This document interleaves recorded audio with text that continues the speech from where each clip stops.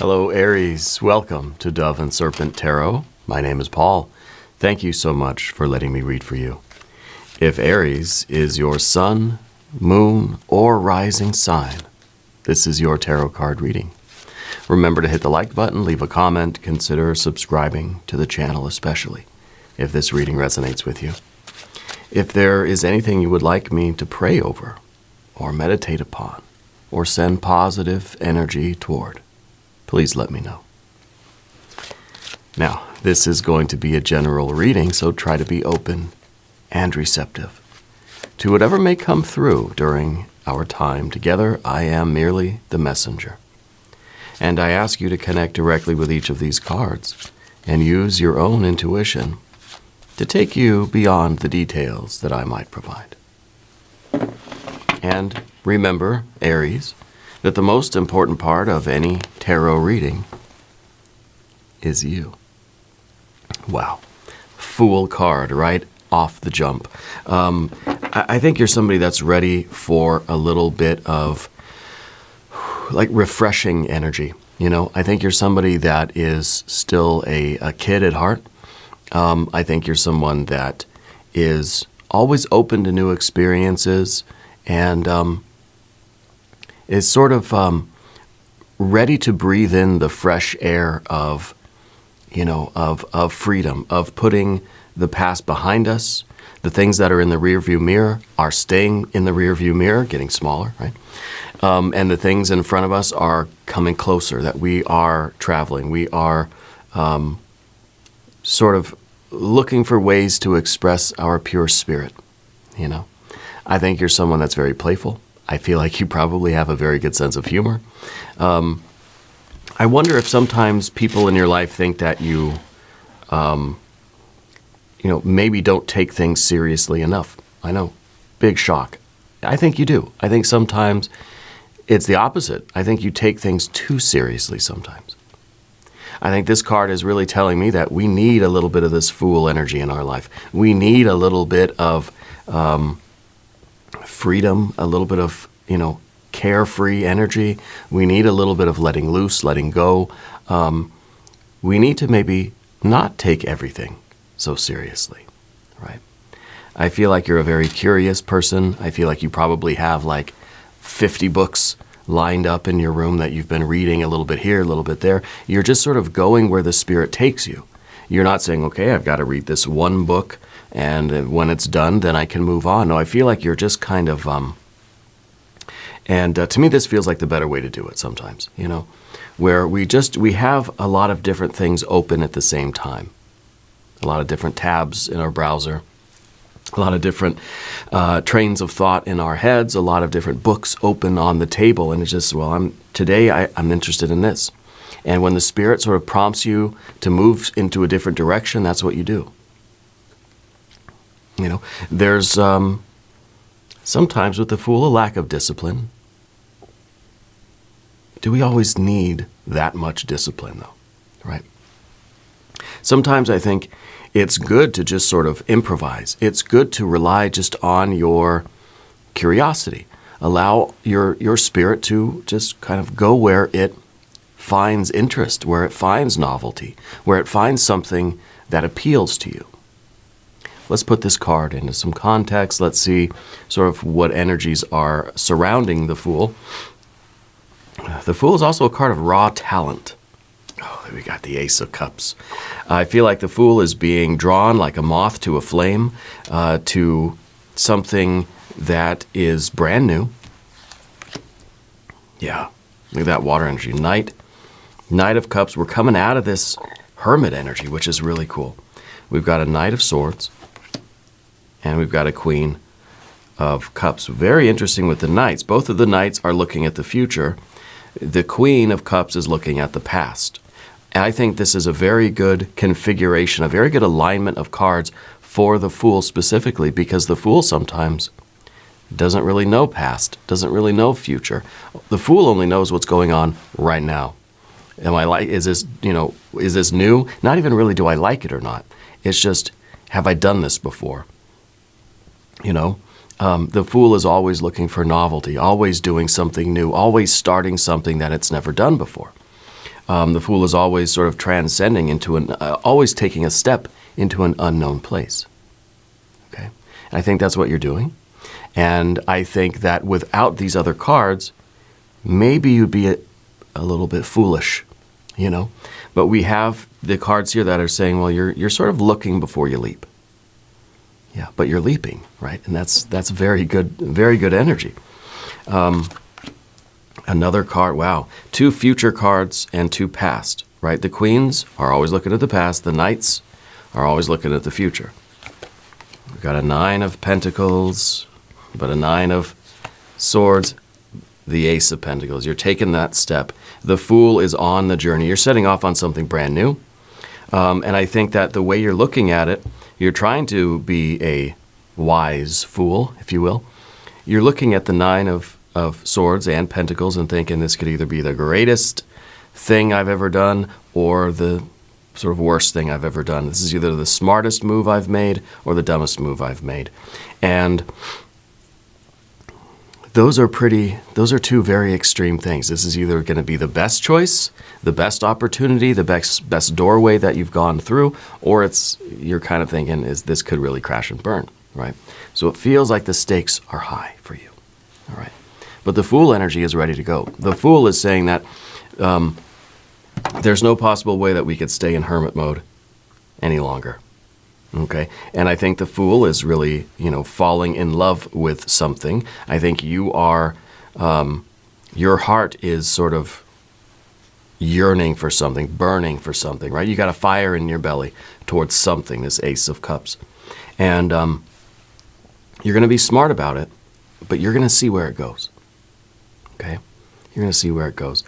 And I've got a prediction that you're going to be very, very happy. I think this is going to be like the best month ever for you. Okay, we're just getting started in October, and I think that this is it. This is the month of, we just had our the equinox, and I think we're ready for something new. Ready for a beginning of this. Feels like magnitude, right? I like that we have the Ace of Cups and an Ace of Pentacles. It shows that your desire, your purest desire here, is going to be realized here. Okay? So you are looking before you leap, but you are leaping. Okay? We're going to select our mystery card, bonus card, confirmation card. This is a random card from the Smith-Waite Tarot. Wait a minute. It's not the 8 of Pentacles turn now. It is our I don't know, is this a sea? I think it's a sea turtle. If anybody knows what this is, I wonder if it says on there. I think it's a sea turtle, but we don't have a name for our sea turtle. But anyway, our mystery card is going to go right here. We're going to put our little sea turtle friend right on top. Help me name the sea turtle if you want. If you have any suggestions, leave them in the comments. If you have a prediction for this card, leave it in the comments, right? Let's do it together. Let's exercise our intuition. We're not going to look at that card until the end, so you've got a little bit of time. That card's going to tie everything together. Give us our confirmation, our conclusion at the end of the reading. All right, so you got to stick around. Let's take a look around the room here. 2 majors, that's it. We have the Fool and the Hermit. The Hermit has done a lot of soul searching. The Fool is ready to go, ready to break free. This could be the idea that you have, the last 3 months of your life, you have been you've been hitting the books. You've been disciplined. You've been cut off from the world. You've just been deep in your office or your laboratory or your workshop, and you've been grinding it out, right? The Fool is now saying, I'm ready for that. I'm ready for that next thing. I'm ready to either reap the rewards of all that work that I've been doing. I'm ready to take a break. I'm ready for something new. Something is sort of capturing your heart, and I think is pulling you out of this hermit energy that you've been in. The Hermit and the Fool are kind of they're 2 opposite ends, right, of a spectrum. Because the Fool, we think of youth, we think of innocence, we think of naivete, right? We think of someone inconsiderate, someone foolish, right? And then with the Hermit, we think of somebody wise and old and experienced and very thoughtful and very circumspective, I think is the word I'm looking for. Someone who really does think and consider and, is way more reserved than the Fool. So it's kind of a wise old being here, and then there's the youthful, it's kind of like an old soul here and then a brand new soul here, right? So something, I think, is kind of making you feel like a kid again. Something is arousing that curiosity, arousing that youthful, vibrant, foolish, even, innocent curiosity. And to me, that feels so refreshing, right? That feels so, so good. We don't have any fire, which I kind of think the fire is a good thing, because Aries, you're a fire, right? You are fire of fire. You're cardinal fire, right? You're a fire that just someone's poured gasoline on and it's just raging fire, right? You don't need to be that way all the time. And I think this is a nice change, okay? I think you're this month, let's say this is going to be October, right? You're in for a change of scenery. You're being asked to approach life in a different way, not in that fiery, sort of dominant or aggressive way, but just kind of like, just chill. I feel some big Lebowski vibes here for you, and I think that's a really good thing. I think that's a great energy to move into. So no fire, and I like that in this case, no fire. It's not that there's no ambition, but in a way, we're kind of not trying to do anything. The fire would say we're striving, we're trying to do something, we have an intention, there's a purpose and a will here. I feel like this is just the Fool following what the heart is telling you to do, It's sort of like we're trying to flow a little bit more like water than burn like fire, right? Fire will burn its way through a landscape, but water will find a way. Now, water, of course, can erode a landscape over time, too. We know that. But I feel like this is you trying not to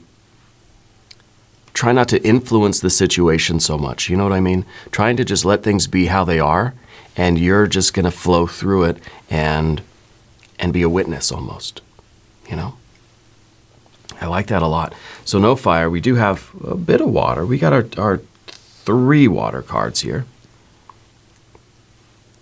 3 water cards. And to me, because we have the Knight and the Queen, sort of shows we have a couple, right? And I think that the love between that couple is very strong and it's very new. It could be that you are sort of letting yourself sort of flow into new relationships, okay? There might be one particular person that right now is a very special person to you.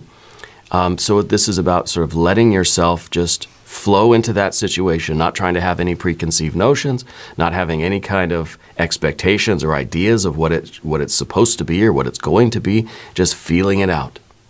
If it's good, it's good. You'll know. Spirit will tell you, right? You'll feel it, you'll know. If it's not good, you go a different way, right? But I think it's really about you allowing relationships to be what they are. Allowing yourself to flow into new relationships in sort of an effortless way, okay? Not trying to force things to be a certain way or force any sort of expectations or force a mold on anybody, but just letting people be who they are and letting our interactions develop naturally. It's really a spontaneous, sort of Taoist, almost a Wu Wei, right? Effortless action, non-coercive action, that we might understand from some of the Eastern philosophy, right? It's just flowing like water and seeing who we connect with, how we connect, and what sort of experiences come about through those interactions and those relationships, all right? So a lot of water, good water. We've got air as well. And the Fool needs the Knight of Swords in order to see the nine of Swords, right? interesting that we have the Knight of Cups and the Nine of Pentacles, and then we've got the Knight of Swords and a Nine of Swords. So a little bit of air, and then of course we've got, 1, 2, 3 earth cards. So I like that we have 1, 2, 3 water, 1, 2, 3 earth cards. Water to earth. Desires, feelings, aspirations, emotions, creativity, that flowing water energy reaching manifestation. It's about your dreams and your desires becoming real, tangible things. This is water to earth. We always talk about fire to earth on this channel, right? This is water to earth. This is sort of what you desire, what your soul is expressing, what you are yearning for. And the Ace of Cups really is that idea. That's the source of all the water. And from the source, all the rivers sort of flow outward, right? And that's you sort of just going with the current, okay, into all these different things. I think relationships are a big one. I think you're going to see a lot of improvement in your relationships and in like the productivity that results from that. When you're just sort of in the vibe with people, you start working together in a more harmonious way, and I think we get a little bit more of this earth energy, especially the Nine of Pentacles, right? I think this is the month of October is going to see some financial benefits for you as well. Okay. So anyway, we've got the three water and the 3 earth. Now, in essence, we sort of have the 3 air, 1, 2, 3. The 3 air to sort of go with the 3 earth and the 3 water, which is important because the Fool could easily stumble, just sort of not watching where they're going, and can land in a 9 of Swords, land in a snare, a trap, a pitfall, right? Not ideal. We don't want to do that. If you just sort of put on a blindfold, right, and you started walking around outside, maybe you'll land in a soft pile of leaves and everything will be fine. Maybe you'll land in a briar patch. I don't know. The point is you don't want to do that. You don't want to just sort of wander around without any sort of direction or any kind of plan or any kind of forethought, okay? Because the Fool could easily land here or it could land here. Obviously, this is where we want to land. So we need the Knight of Swords, because the Knight of Swords is looking at the future. The Knight of Swords is all the knights look at the future.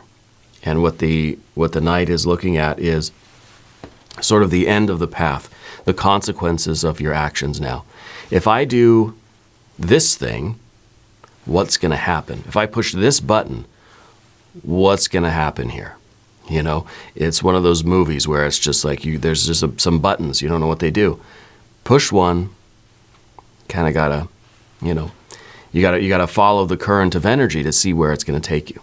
And so we can do this mentally or intellectually in order to understand what the consequences of our actions are, because the Fool just wants to follow the love, wants to follow the novelty, just wants to get into everything, anything that it can. But before we take that step, the Ace of Pentacles step, before we take that, that first step in a particular direction, we need to be able to have that vision of the future and see, okay, if I take this step, if I go in this direction, what's the most likely outcome? To, at the very least, understand which choices may potentially land you in a 9 of Swords. 9 of Swords is bad news. 9 of Swords is a lot of pain, a lot of cruelty. The 9 of Swords this is the card we don't want. When we're over here, we don't want this. And in a way, we don't want to look at it. The Fool doesn't want to acknowledge that any heart path, any path with heart, could lead to pain, suffering, sorrow, disaster, a breakup, a loss of money, an injury, God forbid, all these things that could go wrong. The Fool doesn't want to look at that. So on the path of the Dove, this position becomes the card we don't want.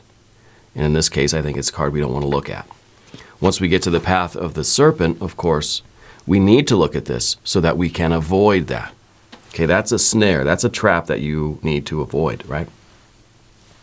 The Knight of Cups at the bottom is you is also looking at the future, looking at the ideal happy outcome of things, right? You're looking at a 10 of Cups.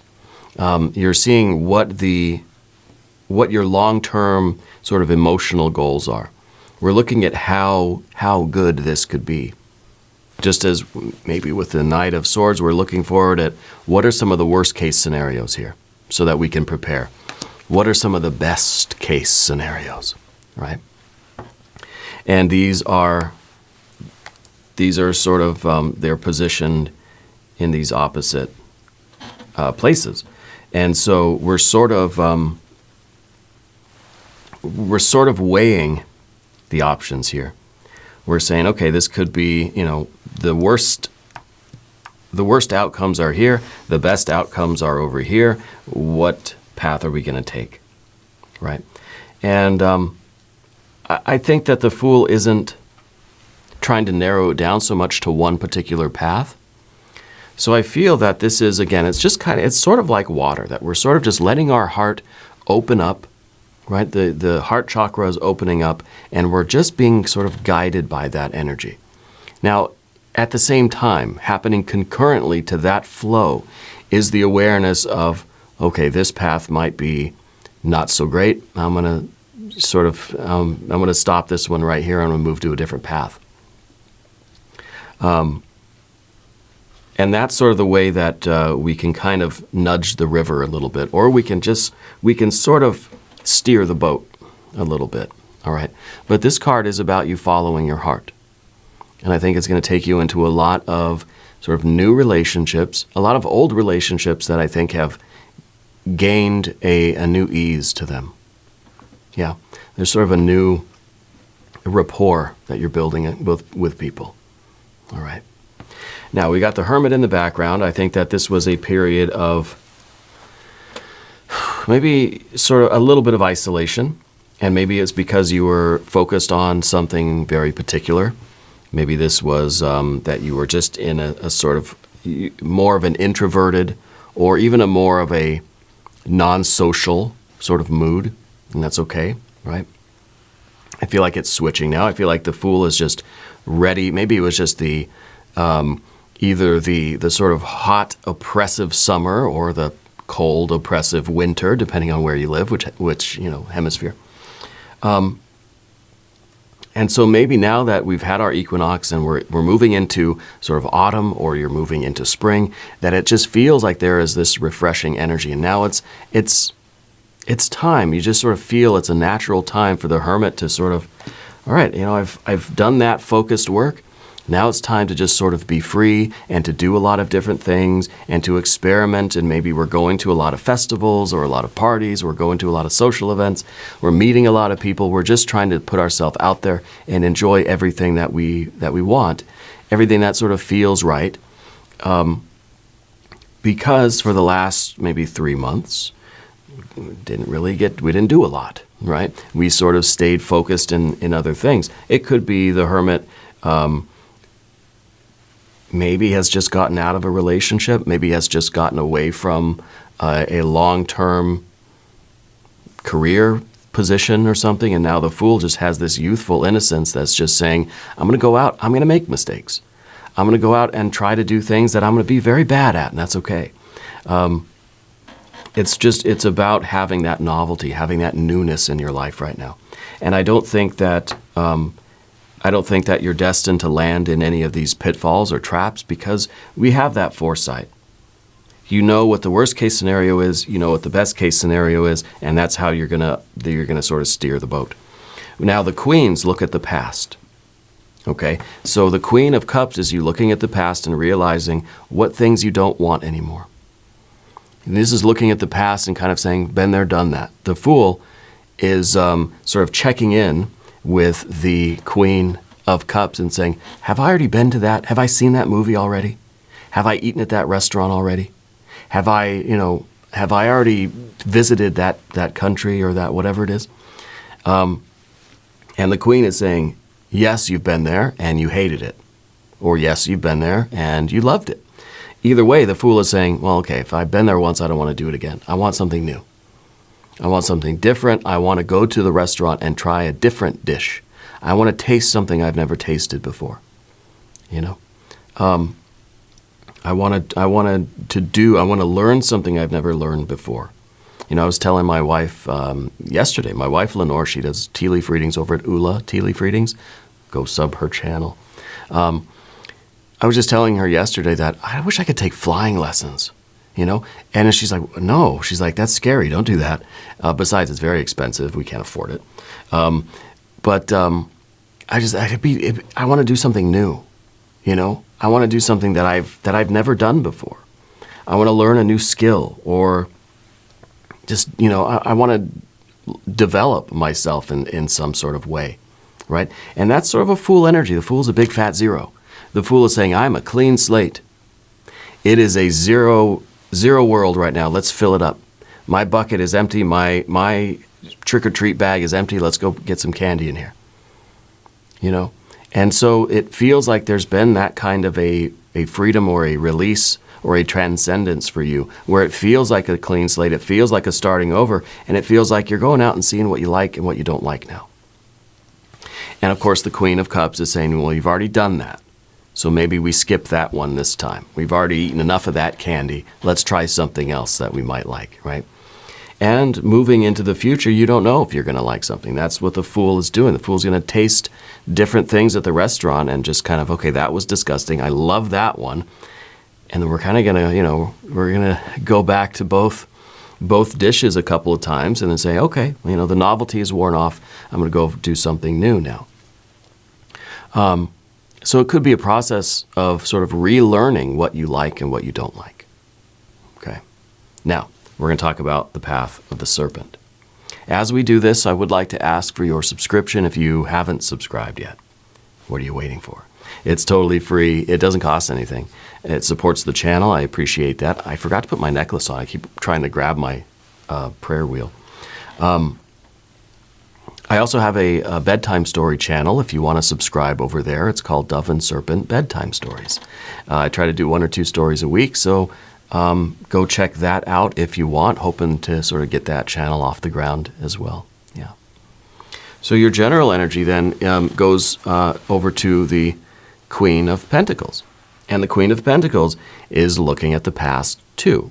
So we have both of these cards looking in the past and thinking, okay, have I done that? Did I like it? You know, have I done that? And how did it benefit me? Even the things, because it doesn't matter. You like it, you don't like it. It's still an experience, right? So the Queen of Pentacles is trying to remember that even those things that I didn't like, even those things in my past that were hard, difficult, challenging, that were pitfalls, that I don't want to repeat again, those were important learning experiences. And that's why the Queen of Pentacles is looking at that long and winding road, appreciating every step that you've taken to get where you are right now. And maybe the freedom of this Fool energy, this renewed vitality or innocence or this youthful curiosity, maybe that was a hard-won energy for you. Maybe this Hermit period was, you know, something else. Maybe we don't need to talk about it. But this is you appreciating everything that you've been through in your life, understanding the lessons that you were supposed to have learned, because this is a functional wisdom in this card. I know every step of the way. I know every decision I've made, and I've learned something from those, and I can take all of that information, I can distill it down, and I can take it with me into the future, right? In order to, of course, have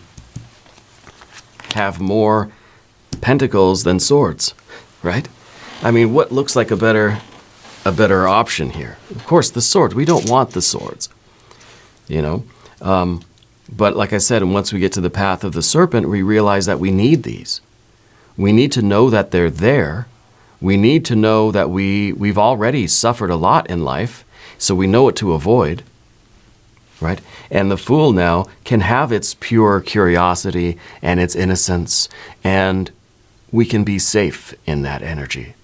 You know what I mean? That we have other faculties on board, you know, that can help us to achieve this, but avoid this. Now, the Nine of Pentacles, like I said, is an increase in life. It's sort of, we're filling up the trick-or-treat bag. We're getting a lot more treats in there. Some tricks, too, right? Some stuff, some candy that we've had before and we really don't like. Everybody sort of I bet if I asked you, what's your least favorite Halloween candy? And I don't know if you celebrate Halloween or not, but what's your least favorite candy? I wonder how many of you would say candy corn is your least favorite. I love it. And I actually kind of look like a candy corn today. I love candy corn. But you eat too much of it, and then it starts tasting weird. So it's kind of moderation is the key, right? But this is a lot of good things coming to you in your life. Because of this attitude, because of this refreshing Fool energy, your relationships are becoming easier. And then through those relationships, more opportunities are coming your way. It really is a Big Lebowski kind of energy where... maybe I'm thinking of a different movie, but it's just kind of like, it's just going with the flow, and all of these great things start happening because we're not providing any friction to the world. You know, you are easing your way into all sorts of new things. And even if things sort of don't go your way, you go to a restaurant or something and, you know, it's loud or it's... it's too crowded, or the food isn't what you wanted, the prices aren't what you wanted, and we could just sort of grumble about it, the whole time, or we could just sit down and make the best of it and find ways to enjoy it. Say, well, I've never been to a French restaurant before. Maybe I'll find something here I like to eat. I'm going to order a few things. Some of them are not going to, some of them will be kind of disgusting, but it'll be an interesting experience. Okay, let me know in the comments too. Give me an example of when that's happened for you. Or in other words, let's say all your friends that you decide you're going to go to a certain restaurant or something, right? But you don't like that restaurant. And so sometimes when that happens, we'll get disappointed. We'll just be like, I'm not going to have fun. I don't like that place. I don't like the food. It's loud place. I don't like that's too bright in there. Me, I like quiet, dark restaurants. I like to be the loudest thing in the restaurant when I go to a place. I don't like it to be crowded. I like, kind of calm. Maybe because I sit in these lights all day that I like a nice dim life otherwise. But give me an example of a time where you sort of got dragged somewhere that you didn't want to go, but you made the best of it, and it was an experience, and you can still understand, Queen of Pentacles, you can still understand the benefits of it. I hated that place, I hated the food, but it was just it was interesting anyway. And sometimes it's a good idea to try a food. I'm just using food as an example because that's what I do. To try a food that you're not going to like, that you automatically have no way. Try it anyway. Try to find something, not to convince yourself that you like it. It's not to eat, I don't know, I can't think of something that there's not much that I really don't like. Lima beans. When I was a kid, I used to hate lima beans. I would not eat them at all. I think they're called butter beans too. And any time that they were served for dinner, I would just throw a fit. I didn't want to eat them. Now, I still don't really like them, but if they're there, I might try one or two, and I still don't like them. And I'm not going to pretend I do. I'm not just going to say, oh yeah, these are delicious, and just sort of, hypnotize myself into thinking that they're good or that I like them. But to say, yeah, these are disgusting, but to be present in that moment. I'm not going to go and just eat a bunch of mashed potatoes or something to sort of wash the taste away. I'm going to sit here, I'm going to chew this lima bean, I'm going to hate it, I'm going to be in disgust, but I'm going to be present in the moment, right? I'm not going to try to hide it or cover it up. And that's why, if I ever have to take any kind of medicine or really anything in life, or if I'm getting some sort of medical procedure done, it's like, it's going to hurt. I'm not going to like it. It's going to be uncomfortable. I'm going to be nervous. I'm going to be full of anxiety, but I'm present in the moment, And I think the Fool is that ever-present awareness. Yeah. Anyway, I didn't mean to harp too long on that sort of thing, but I think a lot of benefits are coming through this attitude of yours. I think your relationships are improving. I think your finances are improving. I think you're attracting a lot of things to you. And you're sort of allowing yourself to be magnetically attracted into all these other things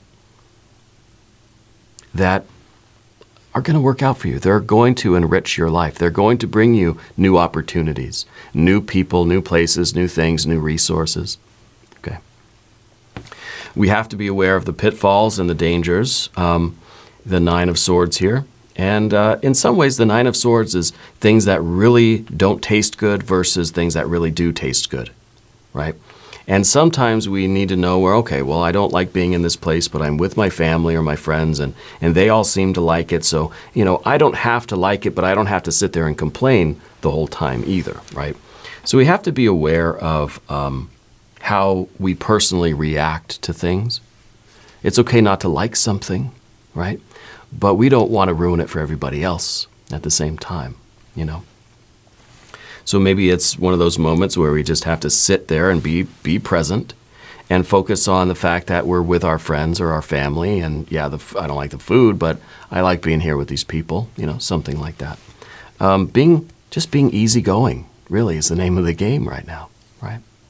But we have to be aware of the pitfalls too, because you don't want to be in this easygoing energy, and then you're easily led into something that's going to be bad for you and unhealthy for you, or it's going to result in some sort of a loss for you.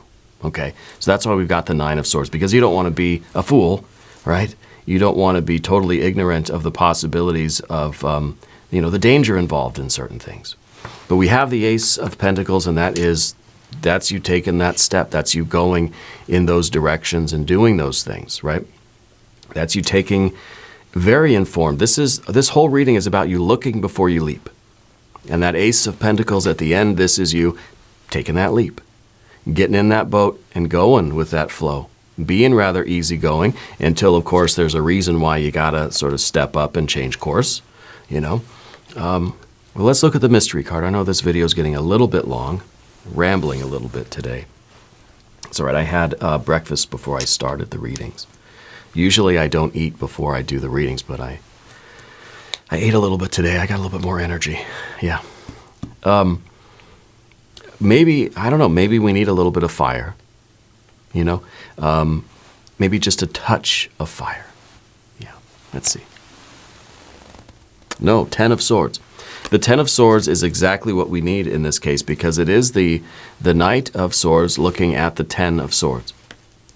Just as the Knight of Cups is looking at the Ten of Cups. The Knight of Pentacles is looking at the Ten of Pentacles. The Knight of Wands is looking at the Ten of Wands, right?